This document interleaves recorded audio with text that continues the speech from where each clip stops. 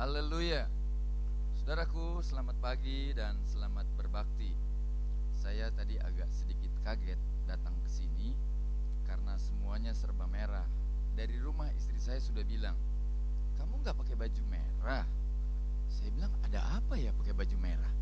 Perasaan kalau saya tugas, saya gak pernah pakai baju merah. Loh, ini harinya beda." Iya, harinya beda, tapi gak ada requestnya. Maksudnya dalam request itu tidak ada dress code-nya. Kalau ada dress code-nya saya ikuti gitu ya. Tidak soal, saudaraku, terima kasih buat kesempatan pagi ini. Buat Bapak Gembala bersama-sama dengan semua stafnya yang memungkinkan saya ada di sini. Segera saja kita membuka Alkitab kita. Saya ajak Bapak Ibu untuk membaca satu kitab.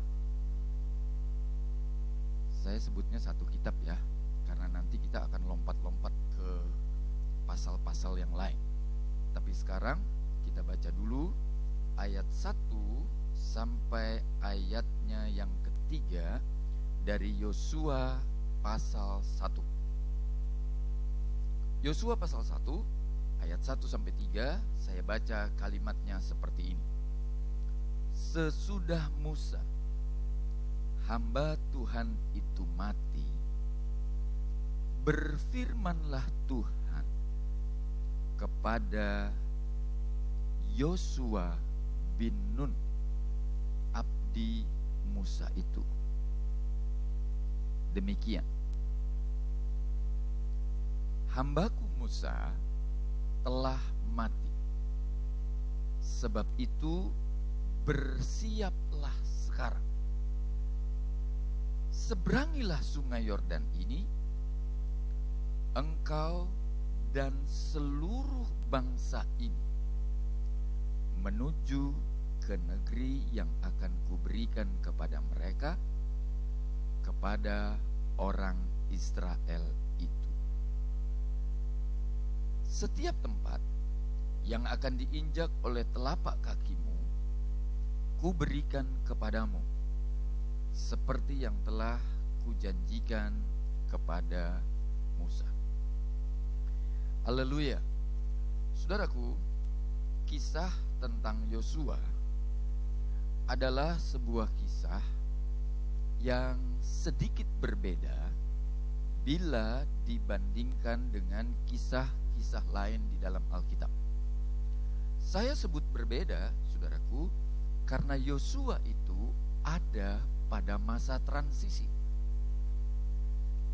Masa transisi dari banyak hal. Hal yang pertama adalah Israel dalam keadaan putus harap. 40 tahun perjalanan di padang gurun ternyata tidak memberikan hasil.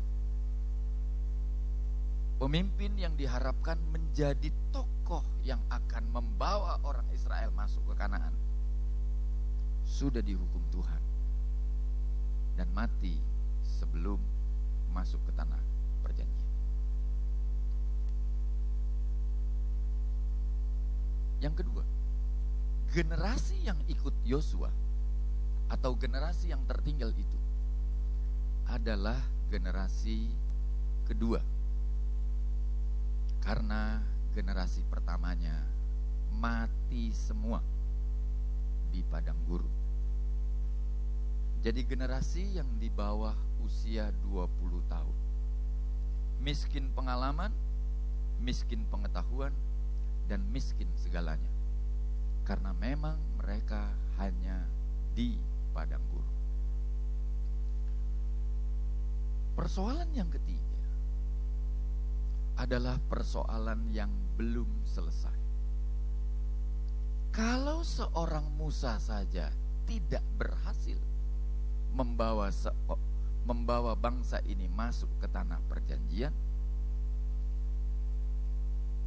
cara berpikir logisnya akan berkata, siapa Yosua? Emang dia bisa? Persoalan berikutnya, generasi yang akan dibawa oleh Yosua ini benar-benar sebuah generasi yang nyaris belum pernah melihat betapa tangan Tuhan yang dahsyat dan ajaib itu bekerja di tengah-tengah mereka. Jadi kalau ngomong mujizat, kalau ngomong hal-hal yang luar biasa, ya mereka dengar, tapi belum tentu mereka percaya. Inilah generasi yang tidak tahu tanah perjanjian itu seperti apa. Jadi, di tengah-tengah pergumulan yang begitu besarnya, pengharapan hanya ditujukan kepada Yosua. Dan itulah sebabnya, saudaraku, ayat-ayat yang kita baca dalam kitab Yosua itu diawali dengan kalimat yang sungguh tidak menyenangkan. Kalimatnya berkata, hambaku Musa telah mati. Harusnya Tuhan gak usah mengulang itu lagi. Kenapa? Karena masa berkabungnya orang Israel sekian puluh hari sudah lebih dari cukup. Tapi jujur bangsa ini belum bisa move on. Saya pakai istilah baru. Bangsa ini masih terpaku pada pengalaman masa lalu. Bangsa ini masih diikat oleh banyak hal yang membuat kaki mereka takut untuk melangkah. Tapi Tuhan dengan jelas berkata, hambaku Musa sudah mati. Seolah-olah Tuhan mau berkata seperti ini. Orang yang engkau harapkan menjadi sumber inspirasimu, menjadi sumber motivasimu, menjadi sumber yang akan mensupport engkau, sudah tidak ada lagi. Orang yang dengan pengetahuan sebegitu banyaknya, karena dia dididik dalam segala hikmat orang Mesir selama 40 tahun dalam lingkungan kerajaan, sudah selesai. Engkau tidak bisa lagi menyandarkan pertolonganmu kepada Musa. Biasanya kan Yosua begitu. Kalau ada sedikit-sedikit lari ke Musa, ada sedikit-sedikit lari ke Musa. Hari ini udah gak bisa lagi. Karena itulah Tuhan seolah-olah mau berkata, Yos, tidak ada jalan untuk kembali. Jalannya cuma satu, maju atau selesai. Saudaraku, saya tidak mau menyebut ini sebagai sebuah suksesi kepemimpinan. Kenapa? Karena memang ini bukan hanya menyangkut suksesi kepemimpinan. Ada banyak hal yang terjadi di situ. Saya justru menyebutnya sebagai pergantian generasi. Dari generasi yang lama kepada generasi yang baru. Kenapa begitu, saudaraku? Karena generasi lama dengan generasi baru itu pasti berbeda jauh. Pasti berbeda jauh. Saya kalau lihat anak saya selalu berkata begini. Dulu bisa papi ngajarin kamu, tapi hari ini rasanya papi mesti banyak belajar dari kamu. Saudaraku, kita berada dalam satu zaman di mana segalanya sudah berubah.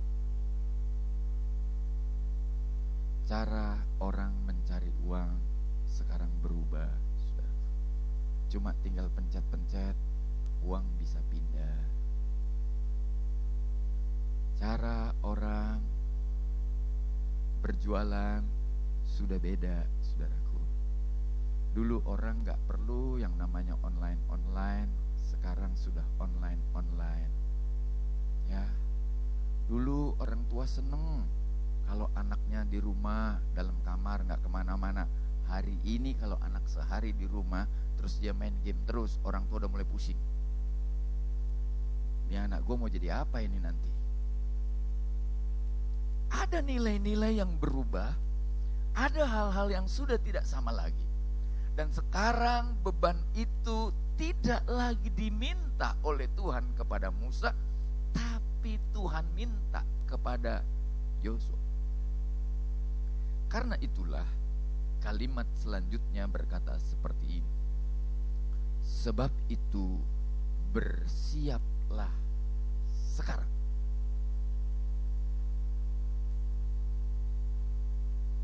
Saya melayani di sebuah gereja karena diminta untuk menyampaikan pelajaran Alkitab khusus sepanjang hari. Itu tanggal 28 kemarin, saudaraku. Yang menjelaskan tentang keluarga. Karena ini agak spesial, persiapan saya pun spesial. Tidak hanya doa puasa, tapi saya juga melakukan perenungan.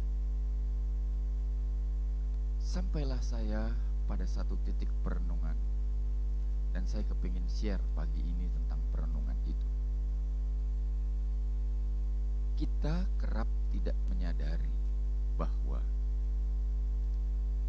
yang kita pikirkan untuk anak-anak kita hanya sekolah, sekolah, sekolah, dan sekolah. Sedikitnya kita membekali anak-anak kita dengan sekolah itu 12 tahun. Kalau playgroup tidak dihitung, TK tidak dihitung, hanya SD, SMP, SMA itu 12 tahun. Dan itu kita siapkan mereka hanya untuk mereka bekerja. Tapi tamatan SMA hari ini udah gak ada apa-apanya, saudara. Kalau ditambah dengan kuliah, itu berarti rata-rata minimal 15 tahun. Bahasa sederhananya, berapa banyak tahun yang kita butuhkan untuk mempersiapkan seorang anak masuk ke dunia kerja? 15 tahun minimal. Tapi tahukah saudara, bahwa jenis-jenis pekerjaan itu ada limitasinya.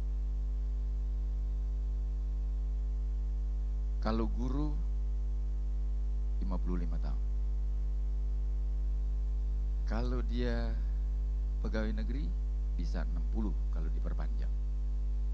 Kalau dia dosen, dia bisa 65.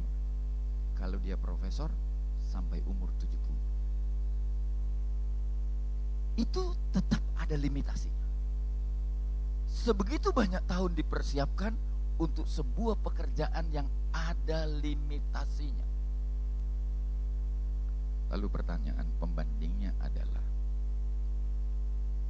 berapa waktu yang dibutuhkan oleh kita untuk mempersiapkan diri, mempersiapkan anak-anak kita, mempersiapkan anggota keluarga kita masuk dalam sebuah perkawinan.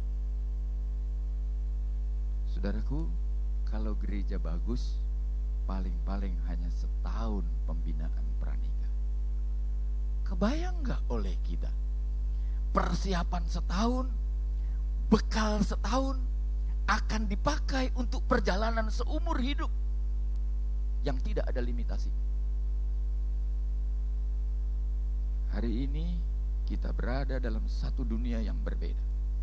Saya mau mindset kita juga beda.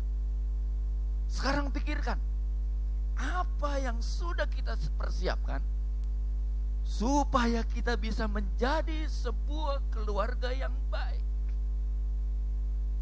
Kalau untuk kerja orang tua mati-matian, giliran dapat jodoh orang tua nggak mati-matian, saudaraku. Ya udahlah, yang penting dia bisa senang. Kata siapa? Senangnya sekarang, besoknya belum tentu, saudara. Stop sampai di situ. Kita kembali ke Yosua. Jadi Tuhan berkata kepada Yosua, Yosua, Siap. Sekarang, bukan besok lagi. Waktumu tidak ada lagi, waktumu tidak banyak. Ini adalah generasi yang terakhir yang akan Tuhan siapkan untuk masuk ke negeri perjanjian itu. Saya nggak yakin, saudaraku.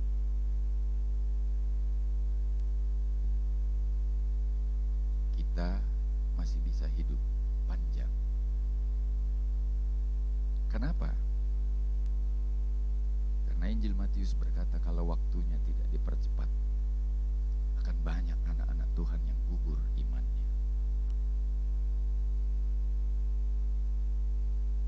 Yosua diminta oleh Tuhan bersiap mulai sekarang. Jadi saya bersyukur kalau saudara-saudara ada pagi ini, dan saya berharap kita semua sudah bersiap. Amin. Siap? Coba bilang dulu sama sebelahnya, siaplah. Ya. Oke? Baik. Saya akan ajak saudara terus untuk melihat sesuatu yang lain. Pada ayat yang kedua, kitab Yosua pasal 1 itu, Tuhan berkata seperti ini. Seberangilah sungai Yordan ini. Saudaraku, kalau kita perhatikan baik-baik pembacaan itu, maka kita mengerti sebelum orang Israel masuk ke tanah Kanaan, sebelum orang Israel menikmati janji-janji Tuhan itu, ada penghalang yang harus diatasi. Ada rintangan yang harus dilewati. Dan rintangan itu adalah sungai Yordan. Masalahnya sekarang, sungai Yordan mungkin lebarnya hanya 400 meter. Tapi waktu itu, kalau kita membaca dari Yosua pasal 3, coba kita lihat dalam Yosua pasal 3. Yosua pasal 3, kita membaca, saudaraku, dari ayat-ayat yang ada di situ. Ayat 15 itu ada stripnya. Itu ada stripnya. Yosua pasal 3 ayat 15 itu ada stripnya di situ. Nah, ini adalah notes tambahan mengenai situasi yang ada di sungai Yordan. Kita baca, kalimatnya begini. Sungai Yordan itu sebak sampai meluap sepanjang tepinya selama musim menuai. Orang Israel belum pernah menuai. Orang Israel belum pernah menabur. Itu sebabnya mereka tidak tahu. Tapi catatan yang ditulis di situ, sebab sampai meluap selama musim menuai. Tetapi di tanah Kanaan, orang sedang menuai. Dan itu membutuhkan waktu kira-kira 30 hari. Dengan bahasa sederhana, mau dikatakan seperti ini. Sungai Yordan waktu itu, selama musim menuai itu sedang sebak dan meluap. Jadi bukan hanya 400 meter, tapi mungkin bisa lebih. Itu lebarnya.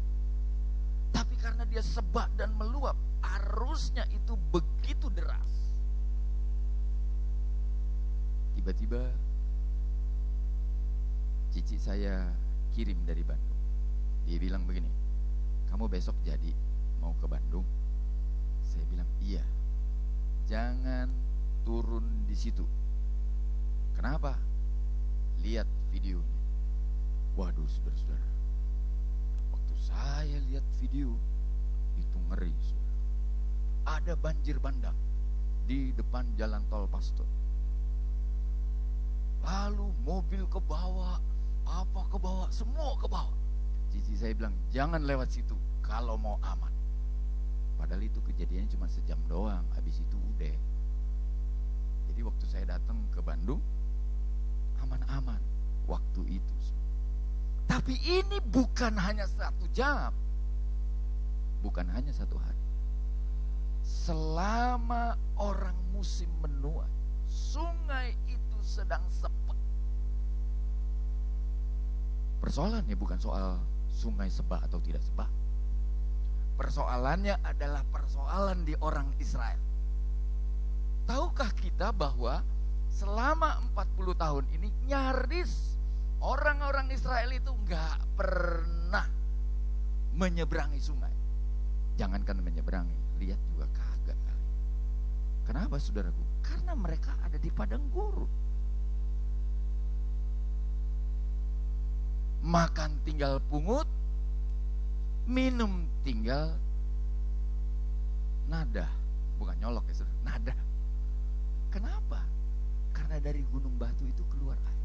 Jadi mereka gak ngerti yang namanya banjir, yang namanya air sebak, yang namanya harus lewat sungai. Gak ngerti. Generasi yang dulu mungkin ngerti, karena mereka pernah menyeberangi laut. Tapi generasi yang sekarang enggak.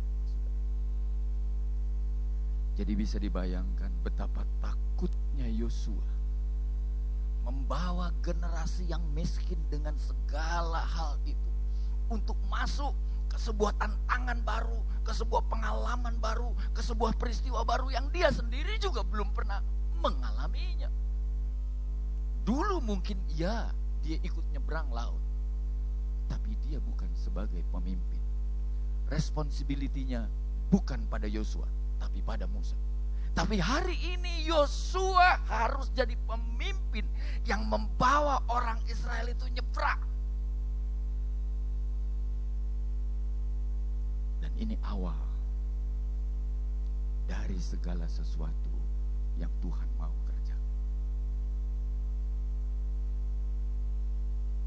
Tuhan bilang sama Yosua, seberangi. Yosua masih punya memori.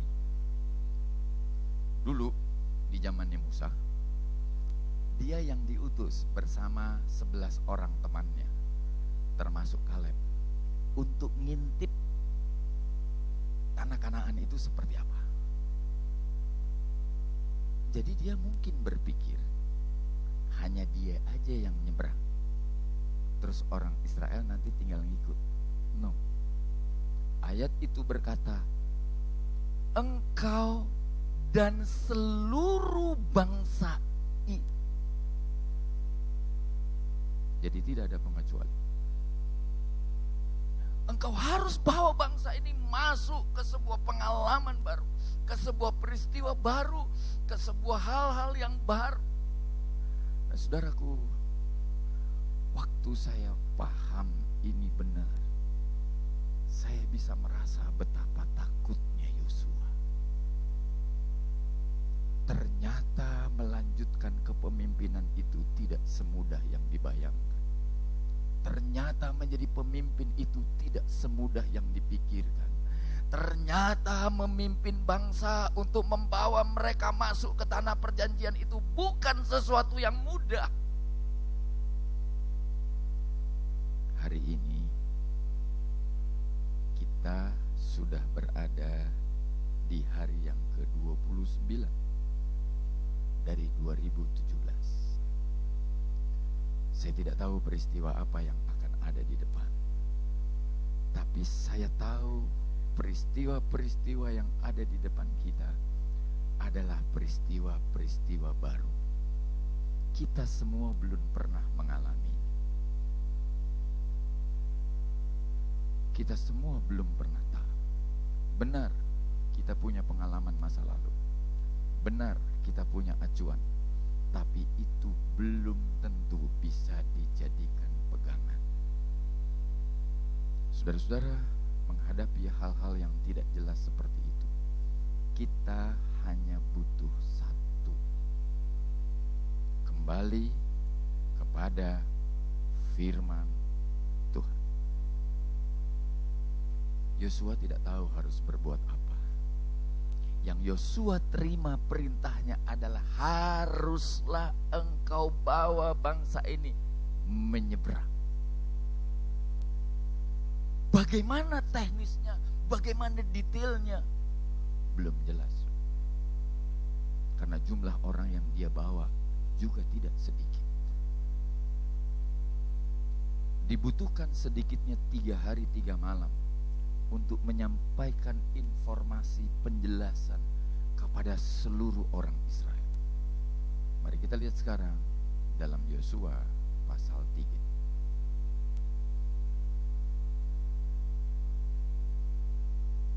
Dalam Yosua pasal 3, saya baca saja ayat pertama. Yosua bangun pagi-pagi, lalu ia dan semua orang Israel berangkat dari Sitim dan sampailah mereka ke sungai Yordan. Maka bermalamlah mereka di sana sebelum menyeberang. Jadi saudaraku, bila di pasal 1 ayat yang kedua itu perintah itu disampaikan kepada Yosua, maka sekarang Yosua bawa bangsa itu ke sungai Yordan, tidak jauh dari situ, saudara. Dan bermalam di situ. Sedikitnya mereka bermalam 3 hari sampai persiapan itu dilakukan. Saya tanya sama saudara, kalau saudara belum pernah lihat banjir bandang, kira-kira pengen lihat nggak, saudara? Pengen lihat. Nah, orang Israel belum pernah tahu nih banjir bandang. Kira-kira pengen lihat nggak? Pengen lihat. Lihat tuh banjir bandang 3 hari 3 malam. Terus besok lu nyebrang. Kalau nggak gemeter kaki lu. Hari itu beban jadi tambah besar. Karena ketika orang Israel bermalam di situ 3 hari 3 malam, mereka menyaksikan, Yos, bagaimana mungkin situasi begini kita atasi? Gue masih punya adik kecil, gue masih punya ini, masih punya itu. Segala tetek bengeknya banyak di situ, saudara. Tuhan taruh mereka di seberang sungai itu untuk menyaksikan. Begini loh tantangan yang kamu harus lewati. Bingung dia, saudaraku. Jadi kalau kalimatnya menjadi senyap, tidak ada responnya orang Israel.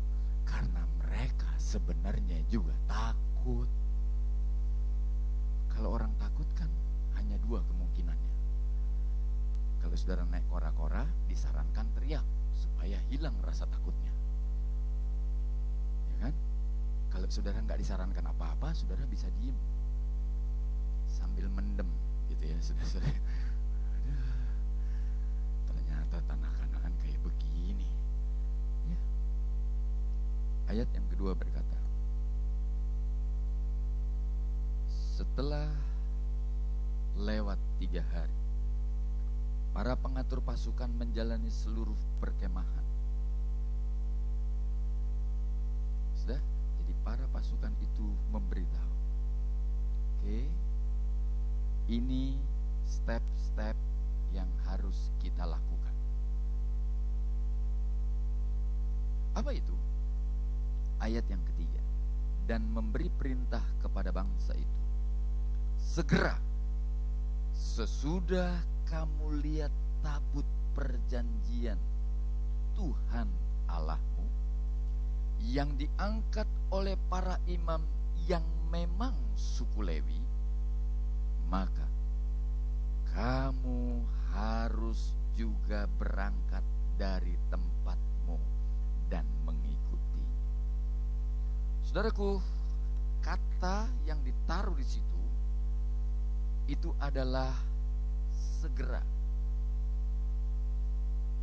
Terjemahan Ibraninya berkata, sesuatu yang tidak boleh ditunda. Kira-kira gitulah terjemahannya, saudara.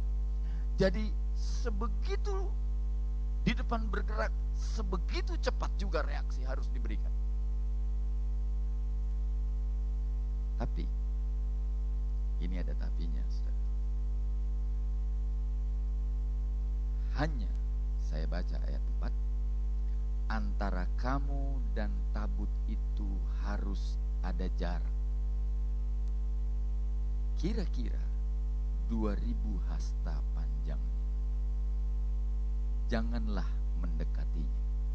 Maksudnya supaya kamu mengetahui jalan yang harus kamu tempuh, sebab jalan itu belum pernah kamu lalui dahulu. Lihat, perhatikan baik-baik saudara. Yosua sendiri mengaku, sebab jalan yang akan kita tempuh adalah jalan yang belum pernah kita lalui. Seolah-olah Tuhan mau berkata kepada orang Israel, hari ini saya akan membuat jalan baru dalam hidup. Gak soal kamu siapa, gak soal kamu bagaimana, gak soal apa yang kita hadapi hari-hari ini. Tapi yang jelas Tuhan mau membuat jalan baru yang belum pernah dialami dan belum pernah dilewati, belum pernah terjadi sebelumnya. Pemberitahuan awalnya hanya seperti itu, saudara. Tapi nanti kalau saudara lihat detailnya, wah, itu keren, saudara. Lanjut.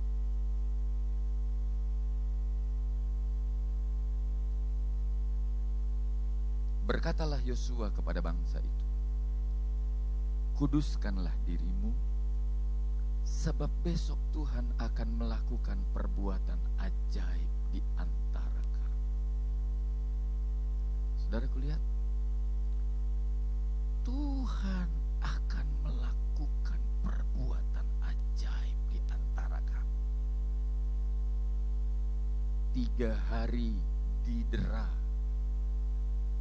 dipaksa, dikondisikan untuk melihat banjir bandang di depan mata.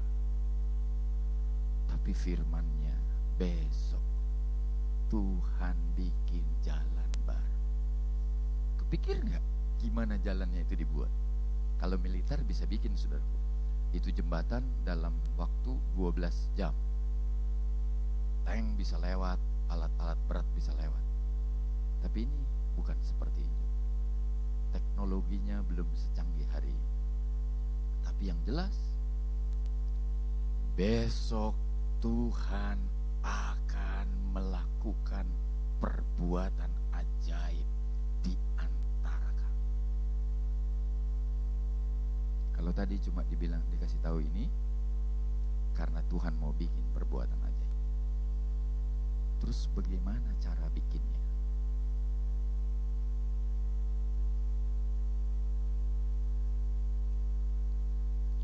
Dalam ayat yang ke-9, Tuhan memberitahukan kepada Yosua apa-apa yang harus dilakukan. Berkatalah Yosua kepada orang Israel,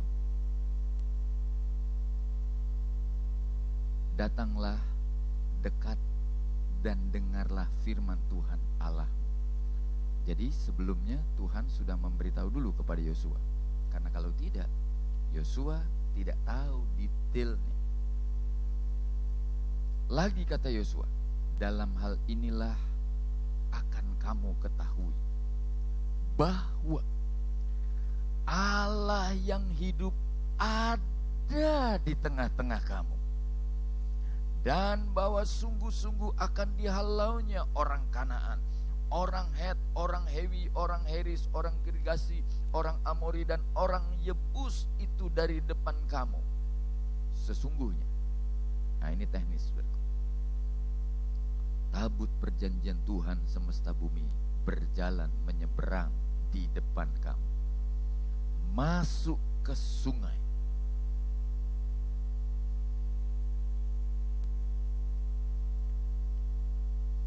Maka sekarang pilihlah 12 orang dari suku-suku Israel, seorang tiap suku. Segera sesudah para imam pengangkat tabut Tuhan Tuhan semesta bumi berhenti di dalam air sungai Yordan, maka air sungai itu akan terputus. Air yang turun ke hulu akan berhenti menjadi bendungan. Wow, ada demonstrasi besar dari kuasa Tuhan. Kalau di awal-awal Yosua tidak bicara detail, atau Tuhan tidak memberi detailnya kepada Yosua, maka di pasal 3 Tuhan memberi detail. Dan detail itulah yang Yosua sampaikan kepada orang Israel. Dan ketika orang Israel mendengar,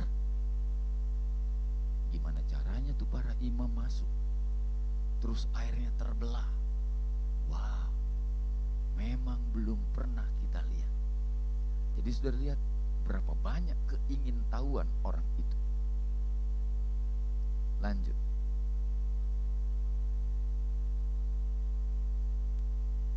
Bangsa itu berangkat dari tempat perkemahan mereka untuk menyeberangi sungai Yordan. Para imam pengangkat tabut perjanjian itu berjalan di depan bangsa itu.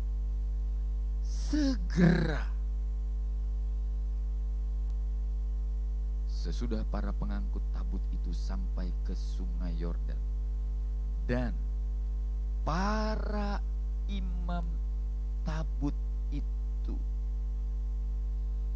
para imam pengangkat tabut itu mencelupkan kakinya ke dalam air di tepi sungai. Sungai Yordan itu sebab meluap sepanjang tepinya selama musim menuai. Maka, ini dia, berhentilah air mengalir. Air yang turun dari hulu melonjak menjadi bendungan jauh sekali di dekat Adam, kota yang terletak di sebelah Sarta. Sedang air yang turun ke laut Araba itu, yaitu laut asin, terputus sama sekali. Maka menyeberanglah bangsa itu di tentangan Yeriko. Tetapi para imam penanggut tabut perjanjian Tuhan tetap berdiri di tanah yang kering. Perhatikan baik-baik, di tanah yang kering, di tengah-tengah sungai Yordan. Sedang seluruh bangsa Israel menyeberang di tanah yang kering, sampai seluruh bangsa itu menyeberangi sungai Yordan. Saudaraku, Tuhan memberitahu kepada Yosua, Yos, tolong atur jarak 2000 hasta. Kalau satu hasta 45 cm, ya kira-kira 2000 itu ya hampir 900 meter lah, 1 kilo lah kira-kira, saudara. Jadi mereka melihat waktu para imam penanggut perjanjian itu mencelupkan kakinya, sungai itu terbelah, saudara. Terbelah, yang dari hulu berbalik menjadi sebuah bendungan, yang turun ke hilir itu menjadi kering sama sekali. Mereka mungkin gak melihat prosesnya karena ada jarak, tapi waktu mereka lewat, mereka bisa lihat, saudara, antara percaya dan tidak percaya, antara takut dan berani, antara sukacita dan sedih, antara senang dan bagaimana, begitulah mereka. Akhirnya mereka semua menyeberang.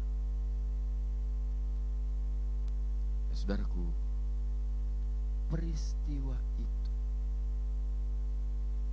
mengingatkan kita pada peristiwa menyeberang lautan yang dipimpin oleh Musa.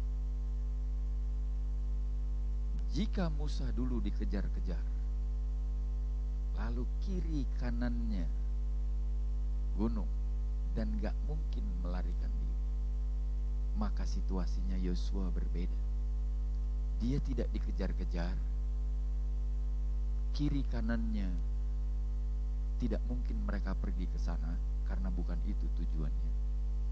Tapi di hadapannya sama sebuah tantangan besar. Nah, kita akan lihat akibatnya setelah itu. Yuk, kita lihat sekarang pasal 4.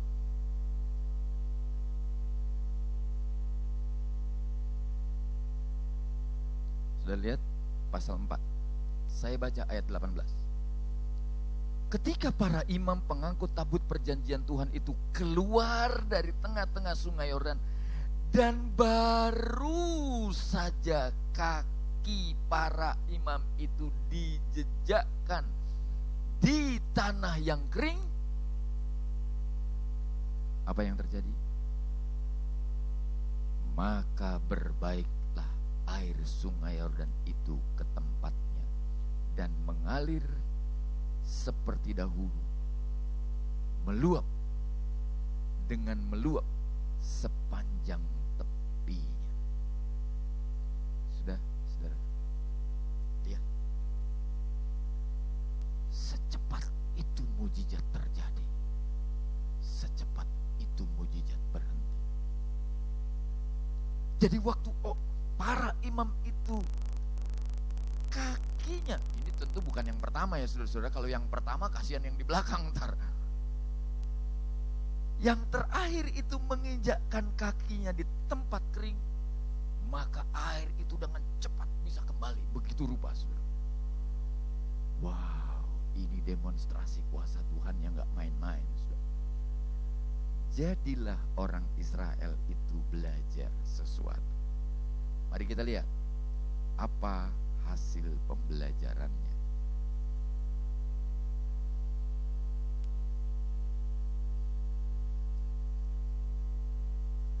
Saya lompat ke ayat 21 saja, cepat. Dan berkatalah ia kepada orang Israel demikian: apabila di kemudian hari anak-anakmu bertanya kepada ayahnya, apakah arti batu-batu ini?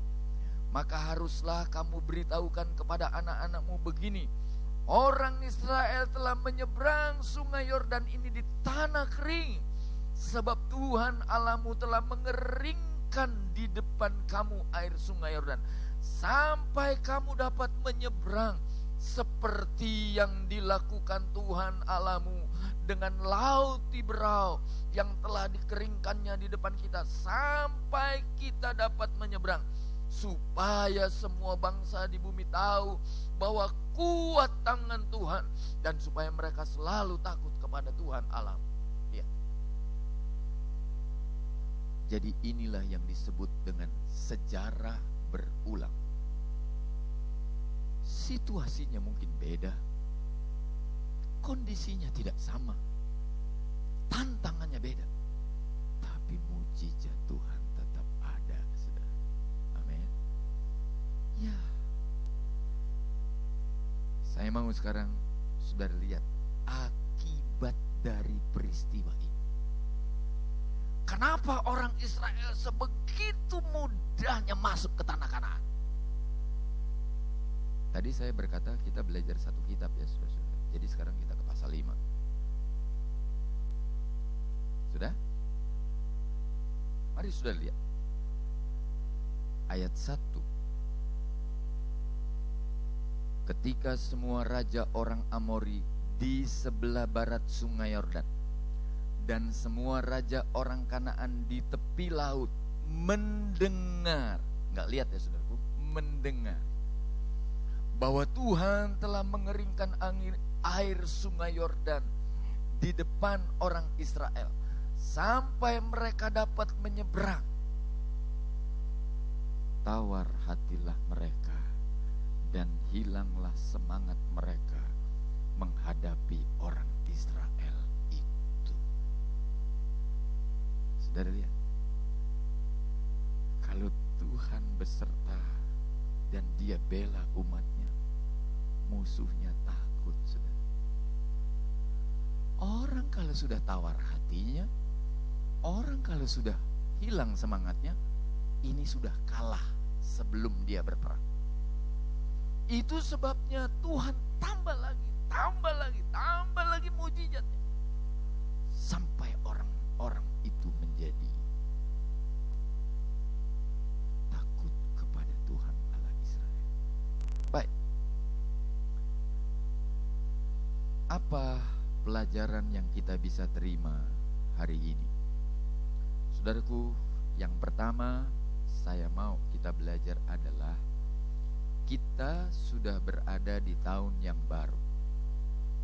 Sebuah tahun yang mungkin tidak sama. Katanya sekarang tahun ayam. Jadi akan lebih banyak ayam dibantai, saudara. Para penggemar ayam, puji Tuhan, ini tahunnya Anda. Jadi kemanapun Anda pergi, banyak yang jual ayam goreng. Nah, bukan itu. Kita berada dalam satu tahun yang baru. Tahun dengan situasi-situasi yang berbeda. Tahun dengan tantangan-tantangan yang tidak sama. Tapi saya percaya, saudaraku, bahwa di tahun yang baru itu, di situasi yang baru itu, di jalan yang belum pernah ditempuh itu, kalau ada Tuhan di situ, semuanya selesai. Amin. Jadi hal yang kedua yang kita bisa belajar adalah, mari hadirkan Tuhan di tengah-tengah hidup kita. Saudara tahu, Yosua itu sebenarnya orang beruntung apa orang berhasil sih? Saya menyebutnya Yosua itu orang beruntung, saudara, bukan orang berhasil. Kalau saudara baca baik-baik di pasal 1 ayat 7 dan 8, itu adalah dua situasi yang berbeda. Coba ya, kita lihat. Saya singgung sedikit saja, tapi saya hanya ingin menunjukkan bahwa kalau kita bisa menghadirkan Tuhan di tengah-tengah hidup kita, maka kejadiannya akan luar biasa. Yosua pasal 1. Saya kembali ke pasal 1 dulu. Saya baca ayat yang ke-7, saudaraku. Nanti kita periksa 7 dan 8. Sudah? Saya potong kalimatnya di yang seperti ini. Bertindaklah hati-hati sesuai dengan seluruh hukum. Lihat ya, seluruh hukum yang telah diperintahkan kepadamu oleh hambaku Musa. Jangan menyimpang ke kanan atau ke kiri, supaya engkau beruntung kemanapun engkau pergi. 8 sekarang. Bertindaklah hati-hati sesuai dengan segala yang tertulis di dalamnya. Sebab dengan demikian perjalananmu akan berhasil dan engkau akan beruntung. Di ayat 7 itu memperhatikan hukumnya. Di ayat yang ke-8 itu memperhatikan detailnya.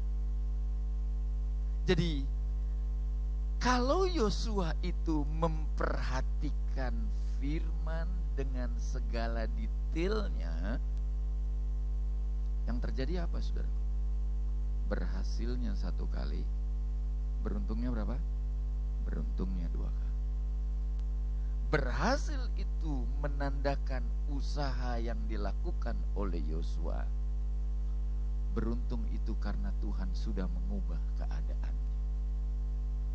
Berapa banyak kita suka berkata, wah pas saya lewat kebetulan, wah pas, kebetulan. No, firman Tuhan gak bilang kebetulan.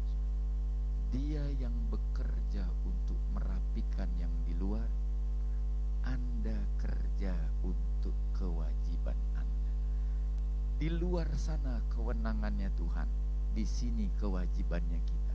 Dan itu berarti saudaraku, apa yang kita lakukan hari ini, Tuhan akan lakukan 2 kali lebih banyak dari yang kita lakukan. Bagaimana caranya menghadirkan Tuhan dalam hidup kita? Sederhana, saudara. Perhatikan firman, lalu lakukan itu. Semudah itu. Dan saudara akan lihat, kalau Tuhan hadir di tengah-tengah kita, kalau Tuhan melakukan mujizatnya di tengah-tengah kita. Pasal 5 tadi kita membaca, musuh-musuhnya menjadi tawar hati dan hilang semangat untuk menghadapi orang Israel. Seolah-olah Tuhan mau berkata, Yosua sudah beres, tinggal kamu kerja saja Yos, karena aku sudah menggarap semuanya. Saudaraku, ini yang saya mau kita belajar. Menghadirkan Tuhan di tengah-tengah hidup kita dengan belajar firman dan melakukan firman. Belajar firman dan melakukan firman. Belajar firman dan melakukan firman. Itu cara untuk menghadirkan Tuhan di tengah-tengah kita. Itu yang kedua. Sekarang yang ketiga. Saya mau ajak saudara untuk melihat efek dari orang yang memperhatikan dan melakukan firman. Saya mau sekarang kita lompat ke pasalnya yang ke-24 dari kitab Yosua. Satu pasal ya saudara, satu kitab ya saudara belajarnya. Oke? Saya baca ayatnya yang ke-31. Mari lihat.